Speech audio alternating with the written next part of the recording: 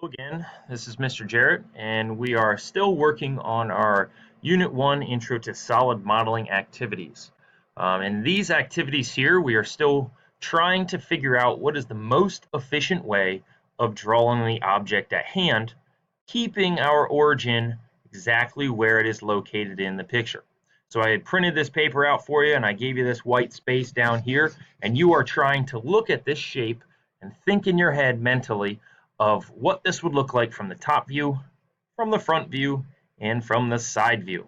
And then choosing the correct one that's going to allow you to have the least amount of sketches and draw this in the most efficient way possible. So I already drew this for you. You can see our origin is located right down here at the bottom. I'm going to change this to a wireframe so it's easier for us to see. And here's what it would look like from the front view. Our origin's located in an easy spot. This allows us to have our cutout shape. Here's from the right side view. So our origin is located right there, which isn't that bad, but keep in mind it needs to be way over there. So that gives us some difficulty. We would then later have to cut this out. And here's from the top view, which our origin's right there, which once again does not look that bad until we think through and say, well, we'd also have to draw another sketch and cut this out. So I would say your front view, this one, is probably the most efficient way of drawing this. So you can start out by going up to a new part and changing the units to inches, if they aren't already. Going to your sketch tab, selecting sketch, and this is the front plane is what we want. We want to be modeling from the front plane. I'm going to use my line tool, select my origin, and start drawing to your left, and then up, way over here, down, up and around, and then here's that cutout in the middle, and back down. Okay. Now we also have that little front foot on this side and the front foot on this side that come forward. So make sure that you're not drawing off of this corner. You want to draw from the left line over to the right line, but not off of that corner. Now I can hit escape, and I can draw another line over here. So line tool again. I'm drawing from here to here, and hitting escape. Now I want to make sure that I have a lot of relations set in place before I start dimensioning this, because if I don't, it's going to go all over the place. So first off, you can see that I can move these up and down. Some of your lines might not be horizontal or vertical lines. So make sure you go through and you select each one of these lines and make them horizontal or vertical, because they're all straight lines.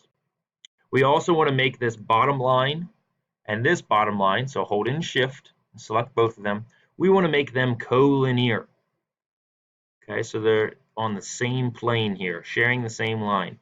That's the same thing with these two that we drew. So hold in shift, select that one and this one over here. And we want to make those collinear.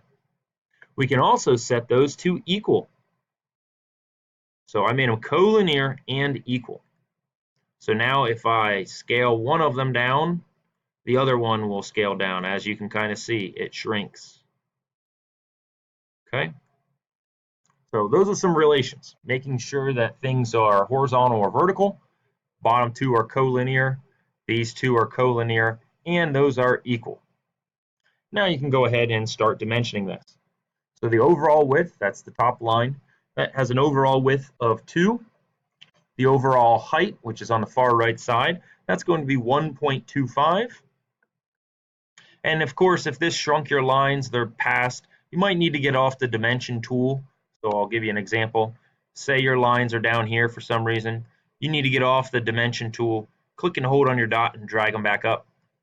So that's if it messed it up. Okay. Then you'll get your dimension tool again, and you can go right back to this. So from the bottom to the first line here, that is 0.5.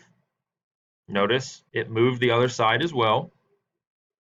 And it shows real lightly, it shows that from this middle line to one of these lines in here is 0.25. So I'm going to go back to my picture. You can see that's right here. It's really hard to see, but it just pushes that line up a little bit. Okay, so 0.25. And then it shows here that the width of these, so clicking there, is 0.5. And since this one's equal to that one, this line is basically the same thing as that. It slides everything over, and now you are fully defined. Okay, if you're not fully defined, get off the dimension tool, figure out what's going on just by holding on a dot and dragging it around.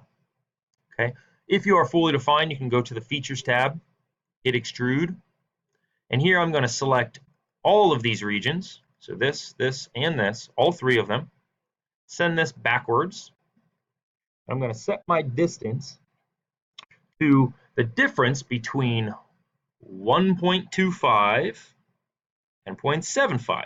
So you notice the origin is located right here, which is straight up and down from that. It says this is 0.75. So 1.25 minus 0.75, you can either do that in your head, or you can let SOLIDWORKS do that. I'll just type in 1.25 minus 0.75. It'll figure it out for you, which is ½ inch. So you can hit the green check, send it backwards, get your extrude button again. Here's that same warning we've been getting. It's asking us for an existing sketch. So you hit the drop down, select sketch 1. And this time we just want to click those little square feet at the bottom. And we just saw in the picture that this comes out a total of 0.75. So change that distance, hit the green check. There's our shape. So now we can change the material to 1060 alloy, which is the default.